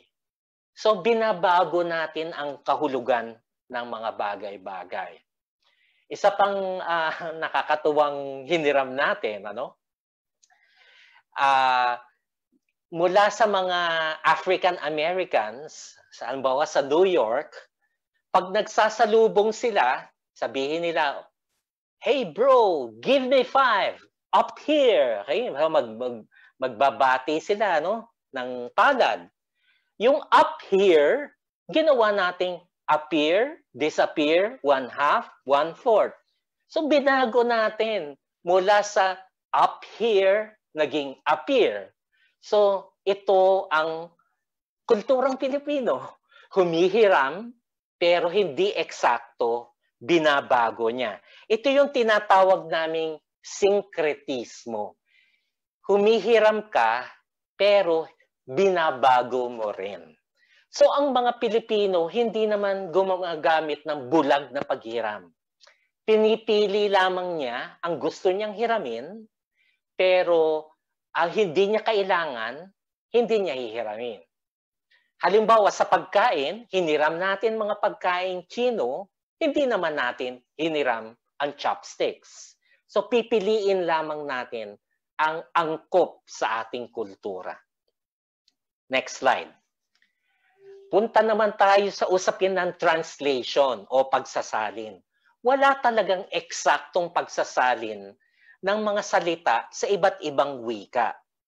Maraming salitang Pilipino, walang eksaktong translation sa Ingles. Tulad halimbawa ng mga salitang hilig, tampo, papak, nagpapapak, nakapambahay, bilas, nakamag-anak, naglalambing, nakakaumay na pagkain, alak-alakan, yung likod ng tuhod. Walang mga termino sa Ingles para dito. Kasi meron tayong mga karanasan nakakaiba na wala sa karanasan ng mga nagsasalita ng Ingles. Siyempre, ganun din sila. May mga wikang Ingles na wala sa atin. Anong ginagawa ng mga Pilipino kapag wala tayong terminong katutubo, hihiramin natin yung salita. So halimbawa, ako nakasuot ng relo, ito ay mula sa salitang Kastila na relo. Dahil wala tayong katutubong relo, ginamit natin yung terminong Kastila. So, ang paghiram ng termino ay isang paraan ng pag-angkop para sa mga bagay na wala naman sa atin originally. Pero ngayon, siyempre, meron na. Pero kahit pa man merong translation, hindi 1:1 ang translation. Ito gusto ko sanang i-drawing pero hindi ko ma-i-drawing eh. Pag tin-translate natin yung bone, English word na bone, sa Filipino, depende. Ito ay buto, pero pwede ring tinik. Kasi ang fish bone ay bone din. So, buto o kaya tinik. Pero kung ita-translate back natin ang mga terminong ito, sige, i-translate nga natin uli ang buto sa Ingles. Ang buto, pwedeng bone, pwede ring seed. Naiba na yung seed I-translate back natin ng tinik, yes, pwedeng bone as in fish bone, pero pwede ring thorn. So, hindi 1:1 ang translation dahil magkaiba kung papaano inoorganisa ng mga Pilipino ang kanilang mundo kumpara sa mga nagsasalita ng Ingles. So para sa mga nagsasalita ng Ingles, tinatawag nilang bone kapag ito ay sa hayop, fauna. Tinatawag nilang thorn kapag ito ay sa halaman, flora. Pero para sa mga Pilipino, hindi ganun ang pag-aayos natin. Kung ito ay nasa kaibuturan ng isang bagay, siya ay buto. Buto man ng hayop o buto ng halaman. Kung siya ay maaring makasugat at therefore mapanganib, siya ay tinik, tinik man ng isda o tinik ng cactus. So magkaiba ang ating mundong ginagalawan. Ito classical na halimbawa ng isang pangungusap na hindi natin eksaktong maisasalin sa Ingles. Pag tinanong kayo, papaano isasalin sa Ingles ang pang-ilang pangulo na ba si Duterte? Sige, pwede ninyong i-chat. Subukan ninyong mag-translate sa Ingles. Okay? How many president is Duterte? Mali, Hindi naman marami si Duterte. Wala talagang eksaktong translation. Meron, pero artificial. Pwede nating sabihin, in the chronological sequence of presidents from Aguinaldo all the way to the last president, in what position is Duterte. So, napaka-artificial na translation. Wala sila talagang konsepto ng pang-ilan. Bakit? Kasi sa mga Pilipino, napaka-importante, pang-ilan ka ba sa magkakapatid? Ikaw ba'y panganay o bunso o panggitna? Ikaw ba'y ate, kuya, diko, sangko? Ikaw ba ay, sa mga Bisaya, magulang o manghod? So yung pwesto mo sa pamilya, napaka-importante sa mga Pilipino. Pero hindi yun importante sa mga nagsasalita ng Ingles. Kung kaya't, why bother? Why will I translate it? It's unimportant for them. Okay? So, merong mga importante sa mga nagsasalita ng wikang Filipino at hindi importante sa Ingles o sa Espanyol. Meron ding importante sa kanila na hindi naman importante sa atin. So dito masasabi na magkakaibang wika, magkakaiba ang pinagpapahalagahan. Next slide. Merong ilang anthropologists na pinag-aralan ang relasyon ng wika at kultura. Ang nasa larawan na ito ay si Franz Boas, isang American anthropologist na dinevelop niya yung konsepto ng cultural emphasis. Hindi ko alam kung tama yung translation ko na pangkulturang pagpapatampok. Sabi ni Boas, mas maraming magkakaibang termino, mas maraming mga salitang magkakasing kahulugan, at mas maraming tinong pag-iiba para sa iba't ibang bahagi ng kapaligiran o ng kulturang mas pinagpapahalagahan ng tagapagsalita. So, kung marami raw termino tungkol sa isang bagay, mas pinagpapahalagahan ng kulturang yon. Sa kabilang banda, kung mas kakaunti naman ng termino, hindi ito masyadong importante sa kulturang yon. Ang pinag-aralan kasi ni Boas, halimbawa, pinag-aralan niya ang mga Eskimo ng Alaska at ng Siberia. Nung tinatanong niya ang mga Eskimo, ano ba ang salitang Eskimo o Inuit, ano ba sa salita ninyo ang snow? Nahirapan ng mga Eskimo na mag-translate. Sabi nila kay Boas, anong klaseng snow? Kasi ang dami naming termino para sa snow. Iba ang tawag namin sa snow na nahuhulog pa lang kaysa sa snow na nasa lupa na. Iba ang tawag namin sa snow na natunaw na kaysa sa matigas na snow. Iba ang tawag namin sa snow na ginagawa naming bahay, na igloo. Iba ang tawag namin sa snow na tinutunaw namin para mainom. At walang iisang termino para sa snow. Iba-iba ang katawagan, depende sa gamit. So, para kay Boas, ito ang halimbawa ng mas maraming termino, mas mahalaga sa isang kultura. Tingnan natin sa ating kultura. Next slide. Ano ang translation natin ng English na salitang rice sa Tagalog? Ang isasagot natin dyan, depende. Kung nakatanim pa lang, palay ang tawag. Pag binayo na, bigas. Pag niluluto na, sinaing. Pag luto na, kanin. Pag lumamig, bahaw. Pag niluto uli, sinangag. Pag ito'y masabaw, lugaw. Pag ito yung sabaw niya, pinapadede sa bata, ito ang am. Pag nasunog, tutong. Kung durug-durug yung bigas, binlid. Kung ito ay ginawa mong mga rice cake, ito ay puto o kaya suman. Kung depende sa variety ng rice, kung ito ay malagkit o malagkit.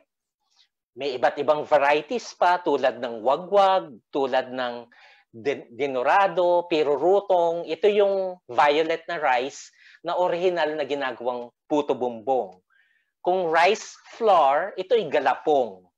So, napakarami nating termino para sa rice. Kung para sa Ingles, iisa lang ang termino, rice. Magdadagdag lamang sila ng adjective. Sasabihin nila, plain rice, fried rice, Java rice, cold rice. Yun lang ang kanilang pagpapaliwanag sa anong klase ng rice. Pero sa atin, hindi natin pinagpapalit-palit ang termino na yan. Hindi mo sinasabing, alika, kain na tayo ng palay. Ano kayo, mga manok? No? Hindi natin sinasabing, oh, luto na yung palay. Ano? Kasi hindi naman niluluto ang palay, kundi yung bigas. Okay? So, depende sa gamit kung ano ang termino. Next slide. So, anong implikasyon nito? May isang pag-aaral ang isang American anthropologist, si E. Adamson Hobel, na sinasabi niya na ang kulturang Tagalog na maraming termino para sa rice ay isang sibilisasyong nakabatay sa palay. Sa katunayan, ang batayang pagkain ng mga Tagalog ayon sa kanya, pero totoo ito sa maraming Pilipino, ay kanin. Maraming Pilipino, sinasabi nila, hindi pa ako kumakain kasi hindi pa sila kumain ng kanin. Kahit na sila ay nagpansit kanton na, hindi pa yun pagkain. Merienda lang yun. Importante pa rin ang kanin.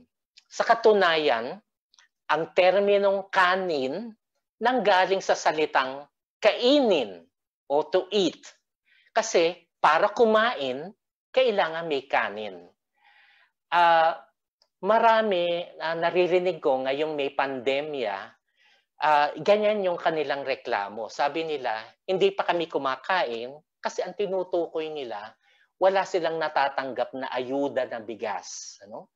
Kasi lahat ng iba pang kinakain natin kasama ang kanin, yun ang tinatawag nating ulam. So yung terminong ulam, sabi nila ang translation sa Ingles ay viand. Pero sa totoo lang, hindi mo magagamit kapag nasa Amerika ka, hindi mo masasabi sa restaurant, I would like to buy a viand. Wala silang ganong konsepto. Kasi sa Amerika o sa Europa, ang rice, side dish lamang. Okay? Hindi siya ang staple food. Para sa atin, ang ulam ay kahit anumang bagay na kinakain na kasama ng kanin. So pag kumakain ka ng adobo, ulam yon kasama ng kanin. Pag kumakain ka ng sinigang, ito ay ulam kasama ng kanin.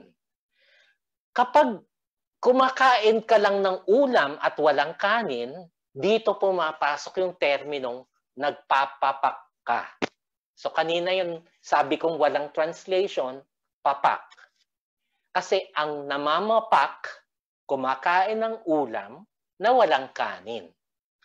Pag ikaw naman ay kumakain ng quote-unquote ulam, pero walang kanin, ang meron ay alak, ikaw ay namumulutan.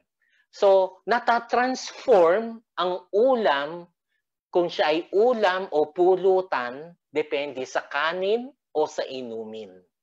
Okay? So, dahil din dito, nililikha rin natin ang iba't ibang institusyon na may kinalaman sa palay. Ano? Tulad ng sa Cordillera, meron silang terminong payaw. Ito yung rice terrace. Nakakatawa ang mga Tagalog, ita-translate nila ito na hagdan-hagdang palayan. Pero sa mga taga-Cordillera, may termino dyan. Payaw, payo, pajo, yun na yun, rice terrace. O kaya agamang, rice granary, kung saan tinatago ang palay. Pahiyas, ito ay isang ritual, sa lukban, ng pagdiriwang, ng pagpipista, ng mabuting ani. Meron tayong National Food Authority. Meron tayong krisis sa bigas. Meron tayong bukbuk rice dati. Ano? Ito ay mga institusyong nalikha dahil sa pagpapahalaga sa palay. Okay. Medyo, alam ko, malalim ng gabi. Ano? Medyo bibilisan ko na. Next slide. Yung termino namang silog, sabi ni Dr. Prospero Covar, ito ang Filipino translation para sa sandwich. Ang sandwich, 2 piraso ng tinapay, may isisingit ka sa gitna, pag siningit mo ay itlog, egg sandwich. Pag siningit mo ay ham, ham sandwich. Pag siningit mo ay cheese, cheese sandwich. Siningit mo ay ham and cheese, so it's ham and cheese sandwich. Pag siningit mo ay bacon, lettuce, and tomato, so it's BLT sandwich. Ganon din ang silog. Merong sinangag at itlog. Pag siningit mo ang tapa, tap silog. Pag tosino, tosilog. Pag longganisa, longsilog. Pag spam, spam silog. Pag corn beef, corn silog. So ito ang modernong Pilipinong kahulugan ng isang sandwich. Okay. Next slide. Paano naman natin ita-translate ang privacy sa Tagalog? Blanco yan. Kasi wala tayong translation.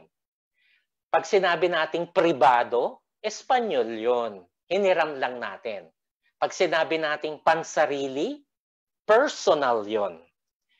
Ang private ay yung mga tulad ng lupain. Hindi yung pansarili. Wala tayong termino kasi wala tayong konsepto ng privacy. Alam natin yung mga chismosang kapitbahay. Alam na alam ang nangyayari sa inyong bahay kasi napapag-usapan ang buhay ng may buhay. Next slide. Binibilisan ko na lang. Sa wikang Tagalog din, napakaraming termino natin sa amoy. Ito ang mga halimbawa ng mga nakalap kong termino. Mabango, mabaho, masangsang, mahalimuyak, mapanghi. Siguro hindi nyo alam yung mapalot. Sabi nila, ang mapanghi, amoy ng natuyong ihi, mapalot, ito yung sariwang ihi. Alimuom, ito yung kapag umulan, tapos tuyong-tuyo ang lupa, yung amoy ng singaw ng lupa, yun yung alimuom. Anghit, alam niyo naman yan, mabantot. Tapos amoy, dadagdagan ng iba pang salita. Halimbawa, amoy durian. So anong implikasyon nito? Bakit napakaraming termino ng mga Pilipino sa amoy? Pansinin natin, maraming termino tayo para sa mabaho. Ang termino natin sa mabango, dalawa lamang. Mabango, mahalimuyak. Lahat ng iba pa, mabahong amoy. Sa katunayan, sa wikang Bisaya, pag sinabi nating amoy, ibig sabihin, ang salita nila, ang translation sa amoy ay baho. Kapag sinabi nating may amoy, ibig sabihin, mabaho. Bakit mas maraming terminong mabaho kesa sa mabango? Ibig sabihin ba ang mga Pilipino mapanlait? Hindi tayo masyadong mapuri, kundi tayo mahilig manlait sa may diferensya. Ito kaya ang implikasyon nito sa kultura. Pansinin natin, ang mga Pilipino, pag bumibili ng ulam, hindi lang tinitignan, inaamoy pa. O kaya ang ating pambansang bulaklak, sampagita, hindi naman kasing ganda ng rose, pero pinagpapahalagahan dahil sa mabangong amoy. O kaya, tignan natin ang mga advertisement sa TV. Langhap sarap ng Jollibee. Labadang amoy, simoy ng hangin. Pinagpapahalagahan talaga ang amoy. So masasabi natin, maraming Pilipino masyadong discriminating pagdating sa amoy. Pwede siyang mag-asawa ng pangit, wag lang yung may putok sa kilikili. Ganitong mapanglait ang mga Pilipino pagdating sa amoy. Next slide. Ito, hindi ko na masyado papaliwanag dahil kulang na tayo sa oras. Ang mga Ivatan naman ng Batanes, napakaraming termino sa bagyo dahil daanan sila ng mga bagyo. Therefore, napaka-importante sa kanila na ipag-iba-iba ang termino sa bagyo. Next slide. Ito pa ang karugtong ng mga termino rin sa bagyo. Kung merong nakikinig na taga-Batanes, siguro kaya niyang ipaliwanag yung mga pagkakaiba-iba nito. Next slide din. Okay, tignan natin yung iba pang mga konsepto. Si E. Arsenio Manuel, isa siyang Pilipinong anthropologist. Pinag-aralan din niya ang pinanggalingan ng mga wika sa Pilipinas. At para sa kanya, dati ang mga wika sa Pilipinas nanggaling sa Austronesian languages na naipaliwanag ko na sa inyo. Pero yung Austronesian languages, nanggaling din daw yun sa mainland Asia. So dati, sinaunang wikang Asyano, tapos naging sinaunang wikang Austronesiano, naging sinaunang wika sa Pilipinas. Pag dinadagdagan niya ng terminong proto, ibig sabihin lang nun, sinauna. At paano daw nagbago ang mga wika? Dati daw, ang mga wika sa Asia, monosyllabic. Ibig sabihin, isang pantig lamang. Tulad ng salita sa China, isang syllable, meron ng kahulugan. Pag sinabi mong ma, ibig sabihin kabayo. Ano? Pero ang mga salitang Austronesian, tulad ng Tagalog, Ilocano, Kapampangan, kadalasan dalawang syllable o mahigit pa. Aso, pusa, bahay. Ano? Pero sabi ni Manuel, dati, ang mga ninuno natin, ang salita nila nanggaling din sa iisang syllable, pero nagbago. At ang proseso, next slide, ay una muna ay monosyllabic, tapos uulitin nila ang syllable, tapos ipagkukombinasyon nila ang magkaibang syllable. Halimbawa, ang sinaunang salita raw ng mga Austronesian para sa tubig ay nom. Sa Thailand, pag sinabi nilang nam, ibig sabihin tubig. Sa Tagalog, pag sinabi nating inom, to drink, no? Uminom ng tubig o ng alak. Sa Ilocano, Kapampangan, Pangasinan at maraming wika sa Pilipinas, pag danom, tubig. Sa Kalinga, tiyanom, tubig. Ano? Nanggaling do sa dating nom. So dating isang syllable, ginawang dalawa o mahigit pang syllable. Next slide. Ang argumento ni Manuel, hindi daw nanggaling sa Malay ang mga wika sa Pilipinas dahil mas matanda ang kultura ng Katagalugan at saka ng mga iba pang grupo sa Pilipinas kesa sa Malay, at mayroong mga ebidensyang arkeolohikal at saka linguistiko para patunayan ito. Next slide. So ang proseso, paano nagbago yung wika, nabanggit ko na ito. Dati, step 1, monosyllabic. Step 2, uulitin yung pantig. Step 3, magkokombinasyon. Magbigay tayo ng example. Next slide. Ewan ko kung familiar kayo sa terminong sukbit. Ano? Halimbawa, ang bag nyo, isusukbit ninyo sa inyong balikat. Sabi ni Manuel, ang terminong sukbit na dalawang pantig, orihinal na nanggaling sa dalawang monosyllabic words. Suk at saka bit. Ngayon, yung salitang suk, wala nang kahulugan. Salitang bit, walang kahulugan. Pero kung titignan natin, una, uulitin, suk-suk, bit-bit. So yun ang suk-suk. Sinusuksuk mo at binibit-bit. Tignan din natin ang mga associated na salita. Tusok, pasok. Lahat ito may kinalaman sa butas. So marahil ang ibig sabihin ng suk, butas. Kasi alam natin yung pa, ibig sabihin pumunta sa. Halimbawa, saan ka pupunta? Pa Cebu ako. Ibig sabihin, pupunta ako sa Cebu. So pag sinabi nating pasok, pupunta sa loob ng butas. Bit. Ano naman yung mga related na salita? Bit-bit, sabit, kabit. Lahat may kinalaman sa pagdurugtong. Alam natin ka, may kasamang isa pa tulad ng kapatid, kapamilya, kapuso. Kabit, idugtong sa isa pa. So ganito raw nabuo ang ating wika. Next slide. Okay.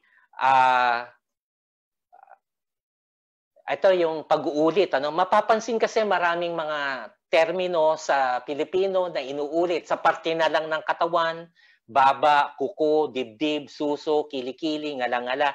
Ganyan din sa mga hayop, Sa isda, merong plapla, lapu-lapu, maya-maya, hasa-hasa. Pansinin pala, no? Ang Thai word para sa isda, pla. So sa atin, yung plapla, isang klase ng isda. Next slide. Kung paano nagbabago ang mga salita, ito yung mga halimbawa ng pagbabaliktad ng mga syllable.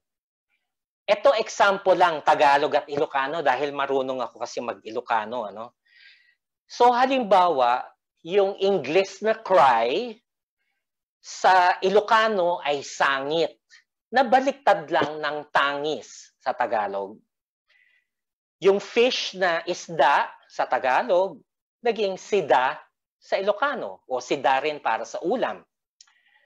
Sweet na tamis na sa Batangas ay tamis, naging samit. So nagbabali-baliktad lang kasi ang mga wika sa Pilipinas mahilig din sa pagbali-baliktad. Ano? Tulad ng pagsasalita ni Yorme. Ganyan na ang pagsasalita ng sinaunang mga Pilipino. Next slide please. Ito naman, medyo malapit na tayo. Isa pang linguistic anthropologist, si Benjamin Lee Whorf, na dinevelop yung tinatawag niyang hypothesis Whorf. Sabi ni Benjamin Lee Whorf, dahil nagbibigay ito ng mga ekspresyong nakagawian na, itinatakda ng wika kung papaano titignan ng tao ang mundo at kung gayon ay nagiging gabay kung paano sila mag-isip at kikilos. Dahil ang wika ay nakakagawian na, hindi mo na iniisip kung ano pa yung susunod mong gagawing hakbang. Dahil hindi mo na napag-isipan. Halimbawa, ito napapansin ko lagi sa klase ko. Pag sinabi ko sa klase ko, class, sa next meeting, ganit. Pagkasabi ko pa lang ng next meeting, nagsasarahan na ng notebook.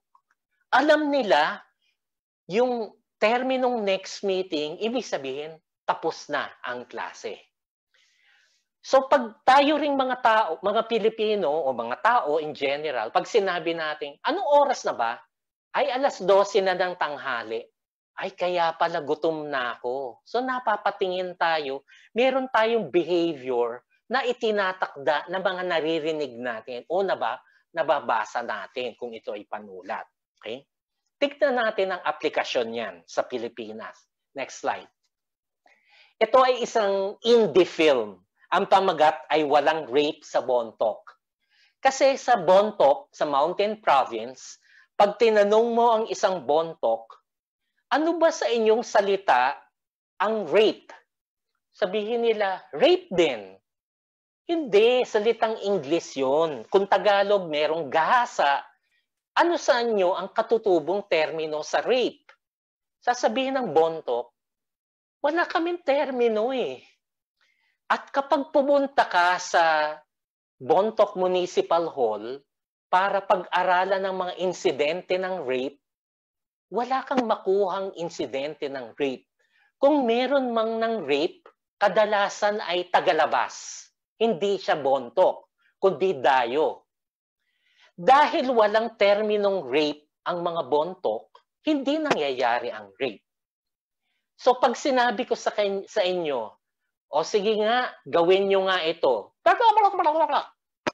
Hindi ninyo magagawa yun kasi wala naman sa inyong konsepto ang so, ginagawa natin ang pag-iyak kasi may termino tayong iyak.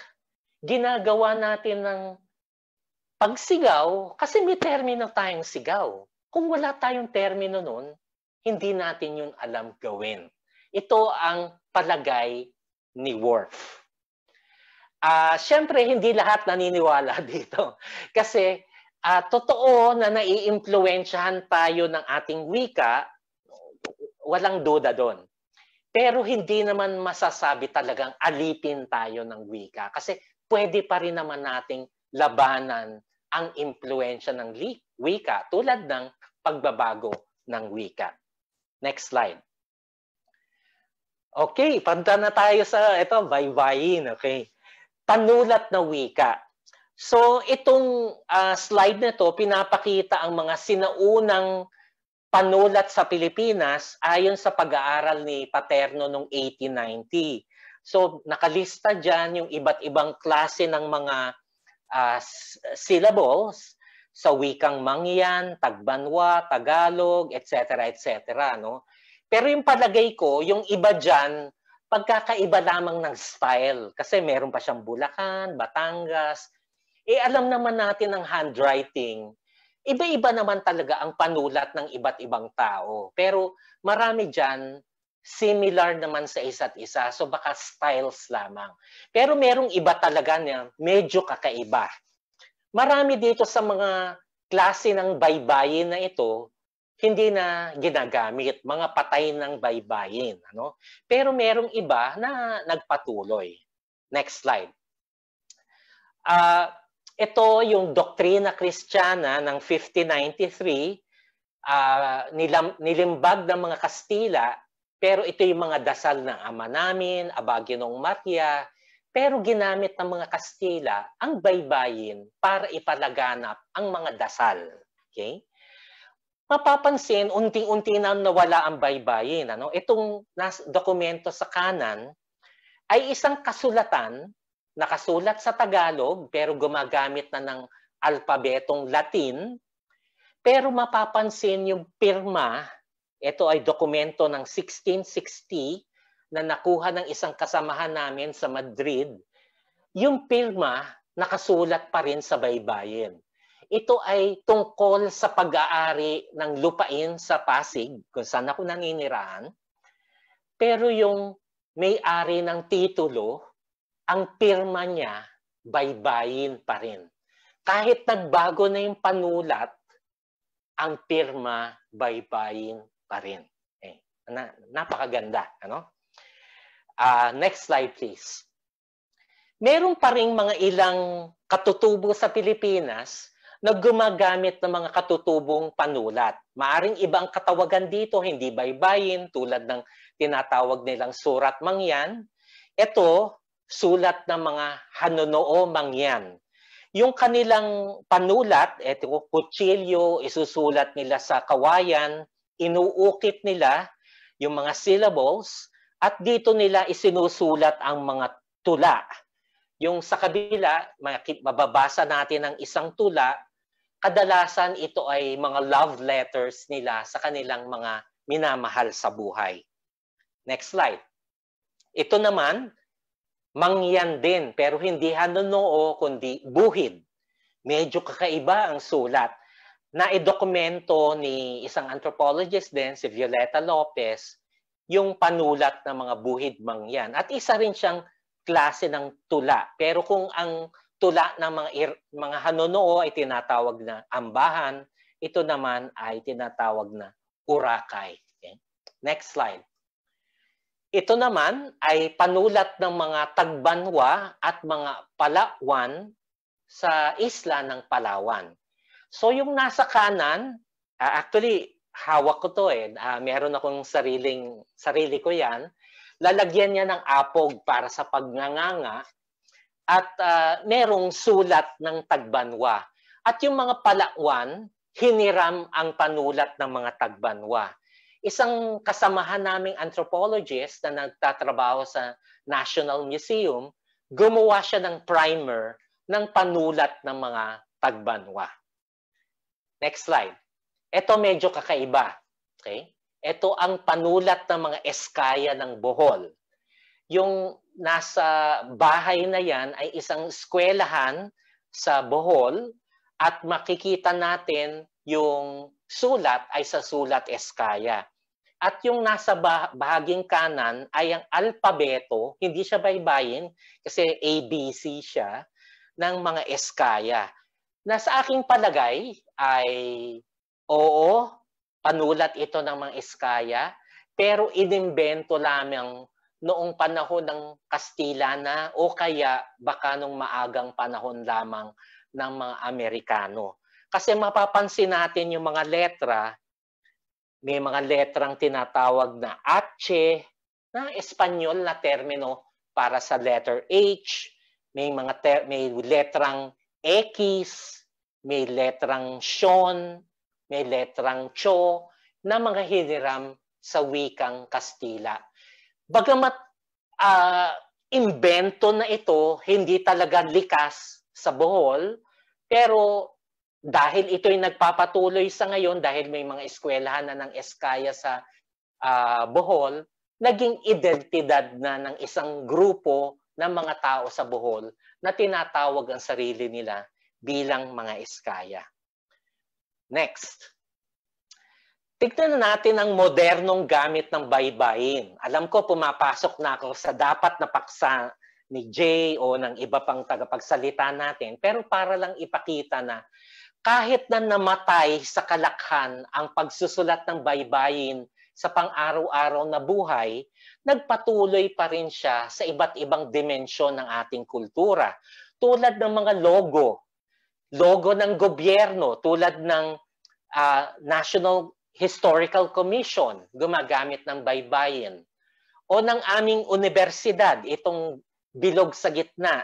Ito ay ang Kolehiyo ng Agham Panlipunan at Pilosopiya na merong baybayin doon ng CAP, Kolehiyo ng Agham Panlipunan at Pilosopiya. Bagamat maraming estudyante sinasabi, parang mga ahas daw yon.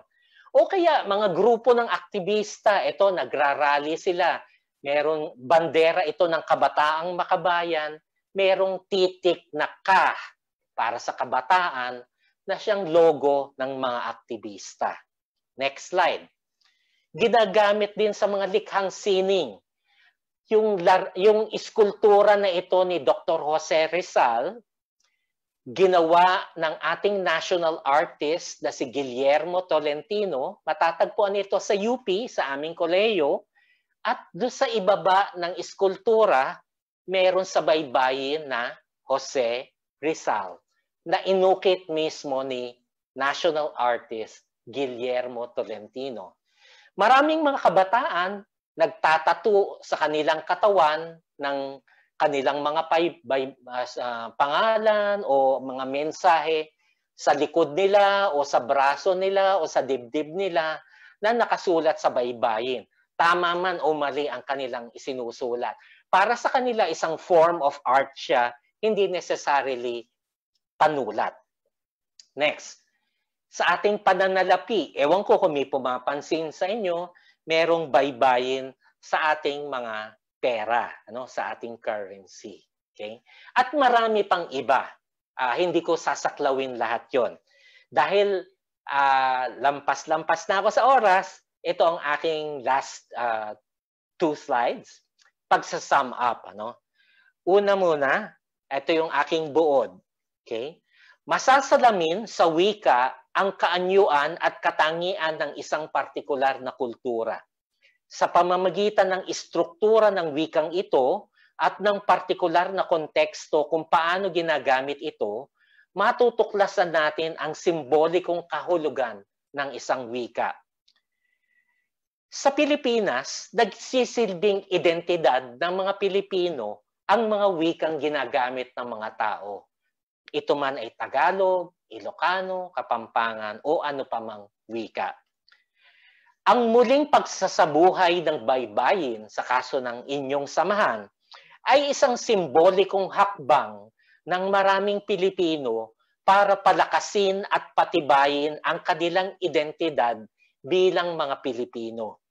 Partikular na malakas ang ganitong hakbang sa hanay ng mga Pilipino na nakakalat sa iba't ibang panig ng mundo. Marami kasi akong nakasalubong na mga halimbawa Filipino-Americans, meron silang mga tattoo na baybayin. Sabi ko, bakit kayo may ganyan? Sabi nila, ito ang connection ko sa Pilipinas. So napaka-importante sa kanila ng baybayin dahil ito ay simbolikong identidad ng kanilang pagiging Pilipino. So dito ko tatapusin. Next slide. Maraming salamat po. Kung meron kayong mga tanong, pwede natin pag-usapan. Pero kung wala na tayong oras, pwede kayong mag-email sa akin sa ntcastro1@up.edu.ph. Pwede rin ninyo kung subaybayan sa aking YouTube. Hanapin nyo Nestor Castro. Maraming salamat po.